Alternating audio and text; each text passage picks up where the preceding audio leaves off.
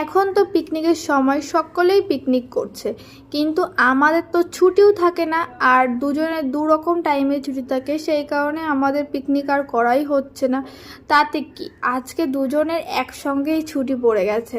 তো আমরা ডিসাইড করলাম যে আজকে আমরা হাঁসের মাংস বাড়িতে রান্না করব আর সকলে জমিয়ে খাবো। সেই কারণেই আমি আর আমার বরমশাই বেরিয়ে পড়েছি হাঁস খুঁজতে। কেন বলো তো, সচরাচর তো পাওয়া যায় না। অনেকটা দূর যাওয়ার পরেই কিন্তু মিলেছে এনাদের দেখা। বাপরে বাপ, যা দাম চাইছে তা তো শুনে মনে হচ্ছে না যে হাঁস নিয়ে আসি।